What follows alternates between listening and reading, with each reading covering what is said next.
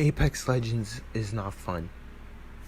Now, that take may be absurd to some of you who enjoy playing Apex Legends. Now, I've been playing since Apex Legends released, and I think that I know that Apex Legends is not fun. After all, every single season we see more veterans or just senior players leaving because they're not putting up with the bullshit anymore. As that happens, we see more on the end of Respawn developers to just further destroy the game. Apex Legends, of course, has fun qualities. Of course, I played Apex Legends because I was enjoying it. But now, I'm just going to share with you why Apex Legends is an absolute dog shit game. For starters, Apex Legends is a battle royale. A battle royale consists of a large number of players who are pitted against each other, and the zone slowly closes, forcing them to fight with one team or one person coming out on top. Now, most battle royales have team aspects, and then they have a solo aspect, because they acknowledge that in a battle royale, playing solo is just a staple. Now, the Respawn developers seem to have forgotten that Apex Legends is a battle royale. They actually want to create even less battle royale aspects to Apex Legends. As you can see, we got arenas, and now they're working on a control mode. Arenas is a 3v3. Control mode is 9v9, controlling the zone domination style. Tell me how you forget to add solos before you add these new game modes. It doesn't make a single smidgen of sense, especially when you are well aware that there are problems with your matchmaking that constantly put people in the match solo, in trios, solo, in duos, and they did not press no fill. Not only is matchmaking incredibly sketched and wonky and not working, matchmaking tends to give you garbage teammates. And I'm not saying that from a place of, my teammate didn't do what I wanted him to do. I literally mean a level 40 who genuinely is still learning how to play the game and will ask questions that are so, like, here, that was 10 seasons ago when we were asking those questions, buddy. I'm not saying that I shouldn't be put with unexperienced players on occasion, but it's not on occasion. It's actually primarily unexperienced players that I'm pitted against.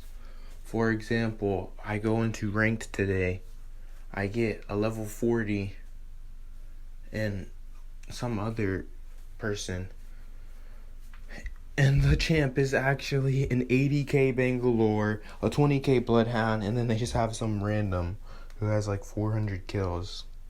It's just extremely typical and constant that you are the best player on your team. It doesn't make sense. Why? How come I can't be carried? Why are you not offering me carries? I literally hadn't played for 3 days today, and then I get back on. I update the game, get on, I see there's no control, shed some tears, hop into pubs, and I immediately realize I need to play ranked if I'm going to even get a teammate who's going to at least play like they mean it. Go into ranked, get teammates who just didn't play like they meant it. Now, imagine if there was a solos. You can never ever complain about your teammates being the problem. You can never be put in a match solo and that be an excuse for why you lost, or that be a reason why you lost, because it's solos. Now, most people think of this as the most incredibly obvious fix to the game. But what does Respawn think? They think that adding a new character every season makes sense without going back and just balancing out 2 or 3 characters so that the solo experience would make sense. They think that we genuinely want them to continue moving forward, pushing for different modes, pushing for more characters, when literally the game is broken. Here's just one last reason why Apex Legends is no fun. In a team-based battle royale, balancing is incredibly important. To balance out your game means to make it even for everyone. The playing field has to be even. Now, here's what happens in Apex Legends. Let's just go down the list of legends. You have Pathfinder, for example. He has no passive, but his grappling hook can send him flying over 20 meters to safety every 15 seconds. He has an ultimate that is a zip line that can connect 2 points and get you across relatively easy. Not only does this zip line enable you to travel fast, it also enables you to be able to use movement techniques such as the hyper jump.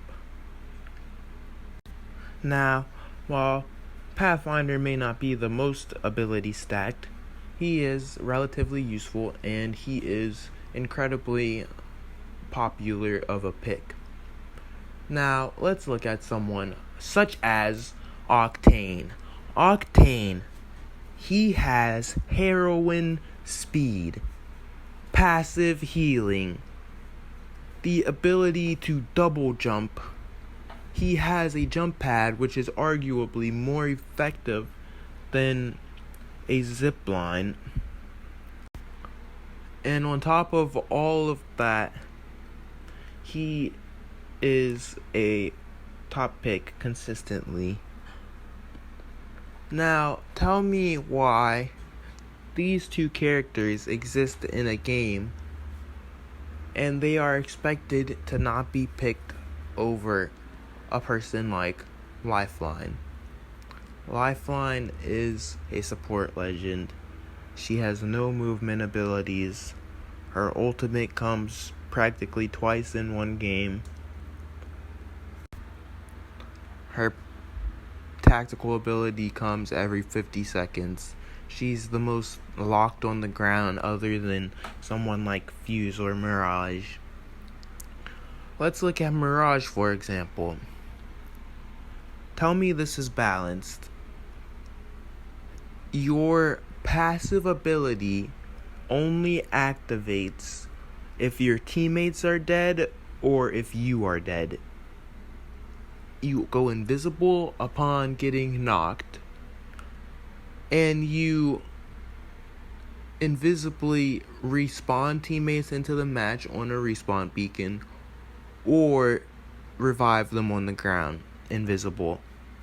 And the idea of being invisible and reviving is being counteracted by the fact that you're glowing, and if you're on anything other than a metal floor, there's going to be dirt or water being kicked up where you're reviving.